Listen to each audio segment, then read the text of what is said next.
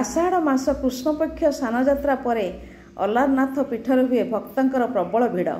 महाप्रभुंक समेत चतुर्था विग्रह अण अवसर थिबारु भक्त जाइथांती अलारनाथ दर्शन करने। पुराण अनुजाई चैतन्य महाप्रभु पुरी आसीथिबा बेले प्रतिदिन जगन्नाथ को दर्शन करते, किंतु स्नानयात्रा पर चतुर्था मूर्ति अण अवसर थिबारु से दर्शन करिपारिले नाही। पर जगन्नाथंकर स्वप्नादेश कर्मे चैतन्य महाप्रभु अलारनाथ जाई दर्शन कले। एही समय अलारनाथ दर्शन जगन्नाथंक दर्शन सह समान।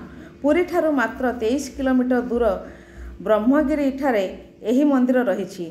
आज अण अवसर सप्तम दिन में एठारे भक्तंकर प्रबल भिड़ लगी रही। शांति श्रृंखला सह दर्शन पाई मंदिर ट्रस्ट एवं जिला प्रशासन पक्षर व्यापक व्यवस्था करा जायछि।